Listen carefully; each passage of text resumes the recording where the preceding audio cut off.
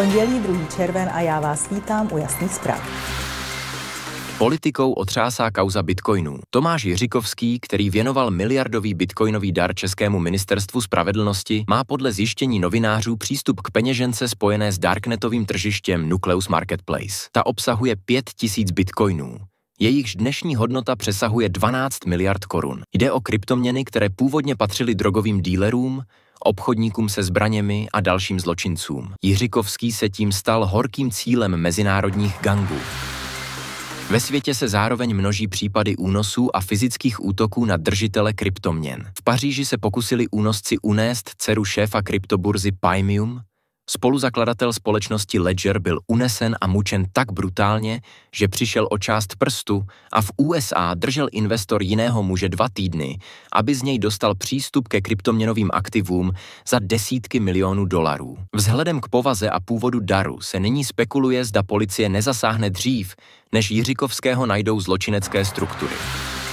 Rozsudky nad drogovým dílerem Tomášem Jiřikovským opakovaně upozorňovaly, že původ jeho bitcoinů za miliardu je nejasný a může pocházet z trestné činnosti. Přesto je ministr spravedlnosti Pavel Blažek z ODS bez ověření přijal jako dar pro stát a tvrdil, že o jejich nelegálním původu nevěděl. Premiér Fiala prý o transakci slyšel jen příběh o růstu hodnoty bitcoinu. Podle soudních dokumentů i expertů byla těžba v daném rozsahu nemožná a Jiřikovský nikdy neprokázal legální původ prostředků. Věc nyní vyšetřuje policie. Opozice žádá hlasování o nedůvěře vládě. Případ daru 1 miliardy korun v bitcoinech ministerstvu spravedlnosti, který vedl k rezignaci ministra Pavla Blažka, vyvolává vážné pochybnosti. Jak upozorňují odborníci, běžná finanční instituce by takovou transakci kvůli absenci ověření původu prostředků odmítla a nahlásila finančnímu analytickému úřadu. Odborníci považují postup rezortu za mimořádně nestandardní, zvláště s ohledem na etiku a veřejnou důvěru. Dar totiž pochází od osoby odsouzené za obchod s drogami a další závažnou trestnou činnost. Ministr financí Zbyněk Stanjura z ODS varoval Pavla Blažka před přijetím miliardového daru v bitcoinech až po uzavření darovací smlouvy. Vyplývá to z vyjádření ministerstva financí, podle něhož Blažek informoval Stanjuru o záměru dopisem už v lednu. Varování zaznělo až v březnu, kdy už byla smlouva podepsána a peněženka otevřena. Stanjura považoval dar za politicky a reputačně problematický, ale neměl pravomoc ho zastavit. Dar vzešel od bývalého provozovatele darknet tržišť Tomáše Jiřikovského, odsouzeného za drogy a zbraně. Ministerstvo spravedlnosti původ bitcoinu neprověřovalo, přesto z nich stát získal téměř miliardu korun. Kauzu nyní vyšetřuje policie pro podezření z praní špinavých peněz. Sněmovna se jí má zabývat na mimořádné schůzi. Ministr spravedlnosti Pavel Blažek rezignoval kvůli přijetí miliardového bitcoinového daru od odsouzeného organizátora darknetového drogového tržiště. Podle komentátorů má kauza ničivý dopad na koalici Spolu. Nejenže výrazně poškodila její image, ale může vést i k odlivu voličů, demobilizaci podporovatelů a případně i k výzvám k odstoupení premiéra Petra Fialy, Blažkova blízkého spojence. Nejasnosti kolem původu peněz, okolností daru a Blažkových vysvětlení vyvolávají další otázky. Místo katarze znamená rezignace začátek hlubší krize. Kvůli bitcoinové kauze ministra spravedlnosti Pavla Blažka svolal předseda STAN Vít Rakušan mimořádné jednání vedení hnutí. Připustil, že situace je vážná a STAN bude požadovat odpovědi na koaliční i vládní úrovni. Blažkova rezignace podle něj byla nutná, ale nestačí. Hnutí STAN nevylučuje další kroky, včetně podpory mimořádné schůze svolané hnutím ANO, kde se může jednat o vyslovení nedůvěry vládě. Poslankyně Lucie Potůčková varovala, že v kauze může být víc kostlivců ve skříni. Hovoří se i o možnosti, že STAN opustí vládu. V Aby bylo jasno, upozorňujeme, že Rakušan hledá, kde nechal tesař díru pro útěk z Fialova gangu. A chce bitcoinovou kauzou přebít dozimetr. Prostě prohnilý proti prohnilým. Premiér Petr Fiala přijal žádost pirátského lídra Zdeňka Hřiba o schůzku kvůli eskalujícím sporům na pražském magistrátu. Piráti obvinují partnery z koalice Spolu z neplnění dohod. Naopak ODS Hřiba viní z předvolební kampaně a chaosu. Spory se týkají nejen dopravy, ale i náhrady za Jiřího Pospíšila. Jehož odchod kvůli péči o dítě označil Hřib za válku o miminko. Napětí zvyšují i obvinění Pirátů směrem ke STAN kvůli pokračování projektu spojeného s kauzou Dozimetr. Kritika přichází i z opozice, která koalici označuje za nefunkční a Prahu za paralizovanou. Přesto se podle politologů rozpad koalice před volbami nevyplatí žádné straně a Fiala se snaží situaci uklidnit i s výhledem na možné budoucí vládní partnerství s Piráty. Aby bylo jasno, nedodáváme nic. Sociální demokracie oznámila, že do sněmovních voleb půjde samostatně. Předsedkyně Jana Maláčová uvedla, že strana nabídne neředěný levicový program a označila Socdem za jedinou skutečně levicovou sílu v Česku. Neúspěšně skončila jednání s KSČM, která kandiduje pod hlavičkou hnutí Stačil, i pokusy o spolupráci s ANO a přísahou Roberta Šlachty. Podle Maláčové je kvůli odlišným postojům k EU a NATO spolupráce se Stačilo nemožná. Babiš i Šlachta společnou kandidaturu odmítli. Socdem tak riskuje, že zůstane mimo sněmovnu. Podle průzkumu zatím nepřekračuje 5% hranici.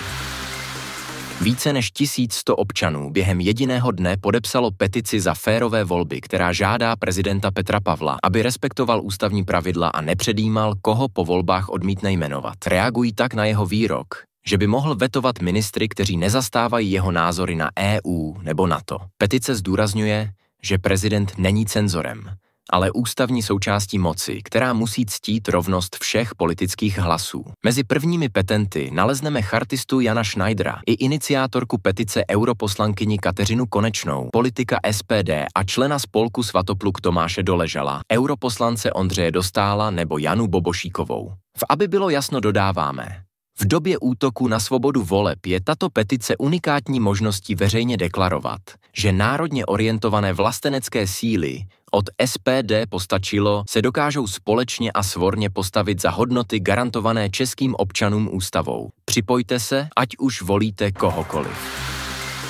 Obvodní soud pro Prahu 1 zprostil Ladislava Vrabela obžaloby ze šíření poplašné zprávy kvůli výroku o údajném plánovaném jaderném útoku ČR na Rusko. Soud rozhodl v návaznosti na nález Ústavního soudu, který označil výrok za projev politického názoru chráněný svobodou projevu, byť z prvky dezinformace. Zproštění navrhla i státní zástupkyně. Soudce uvedl, že výroky byly nešťastné, ale nešlo o trestný čin. Vrabel se od počátku cítil nevinný a tvrdil, že šlo o vytržený kontext. Původně mu byla uložena podmínka, později pokuta 10 000 korun. Ladislav Vrabel je známý svými protivládními aktivitami a působí v hnutí Česká republika na prvním místě. Aby bylo jasno, zproštění vítáme.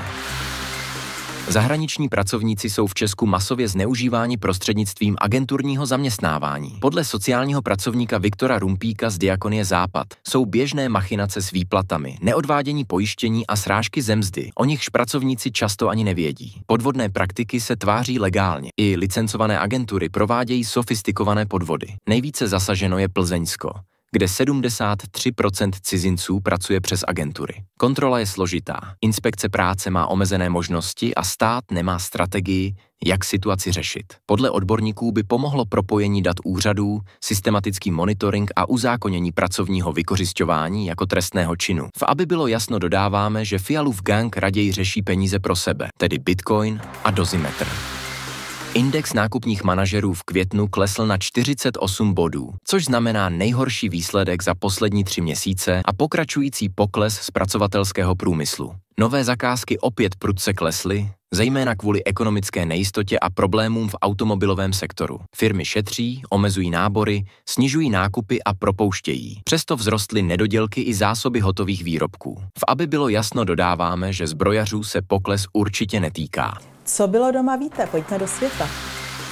Ve 14:44 se v Istanbulu oficiálně rozběhlo druhé kolo přímých jednání mezi Ruskem a Ukrajinou. Téma příměří, výměna zajatců a pozor, možná schůzka Putina a Zelenského. Na ruské straně jedná prezidentský poradce Vladimír Medinský. Ukrajinu zastupuje ministr obrany Rustem Umerov. Turecký ministr zahraničí Hakan Fidan na úvod vyjádřil naději, že Trumpovo zaměření na mír otevírá okno příležitosti. Překvapivý pokrok? První kolo přineslo návrh výměny 1000 vězňů za 1000. Teď se probírají memoranda o příměří. Ukrajinská verze unikla do médií a mluví se o okamžitém zastavení palby ve vzduchu, na souši i na moři, bez předběžných podmínek. Turecká delegace bere věc vážně. Účastní se šéf diplomacie, tajné služby i generální štáb. A Erdogan zůstává ve spojení s oběma prezidenty. Bývalý poradce prezidenta Trumpa Michael Flynn varoval, že Ukrajina mohla nočním útokem na ruské strategické bombardéry vyvolat globální eskalaci. Kritizoval, že USA nebyly o operaci informovány a označil to za geopolitickou urážku. Přítomnost amerických senátorů podle něj mohla být Rusy mylně vyhodnocena jako souhlas Washingtonu. Flynn upozornil na novou hrozbu, drony ukryté v kontejnerech, a varoval: akce, reakce, protiakce. Čas na mír se krátí. V noci na neděli bylo 52 ukrajinských sirotků a svěřenců z Neudauberku v rakouském Burgenlandu odvezeno zpět do válkou zmítané Ukrajiny. Děti ve věku 3 až 9 let žili od roku 2022 v bývalém hotelu, kde se o ně starali Rakušané i Ukrajinci. Nyní odjeli zpět. Podle rozhodnutí ukrajinských úřadů a domova v Kropivnickém. Bez mediálního rozruchu. Potají už ve 2 ráno. Důvod? Podle ukrajinského vedoucího Petra Petucha mají některé děti slíbené adopce a pouze v tomto věku mají šanci dostat se do rodiny. Později je čeká už jen internát. Právnička Veronika Gordiejchik, která s dětmi v Rakousku pomáhala, dodává: potřebují rodinu. Sama se ale na Ukrajinu se svou dcerou vrátit nechce. Prý je to příliš nebezpečné. Rakouský provozovatel domova i starosta považují krok za nepochopitelný a nehumánní. Burgenlandská vláda se marně pokusila o odklad. I ukrajinský honorární konzul přiznal: nemůžeme nic dělat. A to je náš problém. Děti z války, které konečně začaly znovu žít, byly vráceny tam, odkud utíkali. V zájmu papíru s razítkem a naděje, že snad někdo z nich ještě stihne být adoptován. Aby bylo jasno, se ptáme, proč? Je rozhodnuto. Polská státní volební komise potvrdila: novým prezidentem Polska bude Karol Nawrocki, kandidát strany Právo a spravedlnost. Po sečtení všech hlasů získal 50,89%, zatímco jeho soupeř Rafał Trzaskowski z koalice občanské skončil těsně druhý s 49,11%. Přestože exit poly původně předpovídali výhru Trzaskovského, vše se zlomilo během noci. Nawrocki si už předem věřil a ráno měl pravdu. Poláci se probudili s prezidentem Nawrockým a s ním i s příslibem, že rozpůlené Polsko poskládá zpět. Účast byla mimořádně vysoká. Více než 71% oprávněných voličů přišlo k urnám. Vítěz volby mluví o sjednocení vlasteneckého tábora. Aby bylo jasno, dodáváme, že Robertu Ficovi i Viktoru Orbánovi se tak zrodil třetí politický parťák. Dočká se i Česká republika? Co mají společného místopředseda čínské vlády, šéf vyjednávač Pekingu s Trumpem a dcera prezidenta Xi Jinpinga? Všichni studovali na Harvardu. A ne kdekoliv. Na Kennedyho škole vládnutí, kterou čínští komunisté mezi sebou označují za nejlepší stranickou školu mimo Čínu. Harvard už desítky let přijímá čínské politické kádry na speciální manažerské kurzy. Oficiálně kvůli zlepšení řízení státu. Prakticky pro budování vlivu. Do USA díky tomu zamířili stovky čínských funkcionářů. Někteří z nich se později dostali až do politbyra. Trumpova administrativa teď plánuje tyto vazby useknout. Zpřísní vízová pravidla a agresivně zruší víza každému, kdo má vazby na komunistickou stranu Číny. Harvardu dokonce dočasně odebrala povolení přijímat zahraniční studenty kvůli podezření z napojení na Peking. Šéf amerického úřadu pro kontrolu potravin a léčiv Marty McCary v přímém přenosu oznámil zásadní obrat. Federální doporučení ohledně očkování proti covidu se u zdravých dětí a těhotných žen ruší. Důvod? Podle McCaryho neexistují dostatečná klinická data a rozhodnutí by tak mělo být na pacientovi a jeho lékaři. Komisař otevřeně kritizoval dřívější přístup CDC i vakcinačního výboru ACIP jako marketingovou kampaň bez dat, která ztratila důvěru veřejnosti. Podle něj 88% amerických rodičů loni vakcínu pro děti odmítlo a státní orgány by místo nátlaku měly poskytnout důkazy. McCary připustil, že sice existují desítky studií, ale žádná nebyla randomizovaná kontrolovaná studie. A právě tu považuje za jediný pevný základ. Aby bylo jasno, dodáváme, že takzvaná věda bez důkazů skončila. Teď ještě, aby to dorazilo do Prahy. A je tady oblíbená závěrečná perlička.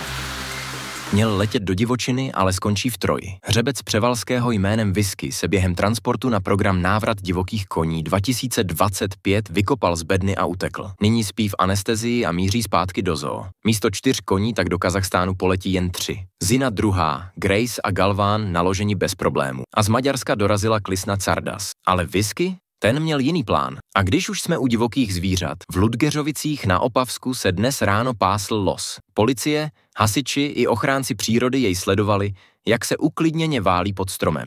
Zřejmě přeběhl hranici z Polska. Teď čeká na přemístění. Možná prý na Šumavu. V Aby bylo jasno dodáváme: převalák, který místo svobody skončí v Troji, to není kůň, to je pechvogel. A připomínáme naši oblíbenou virtuálku, kterou pro Aby bylo jasno složil Jarek Nohavica.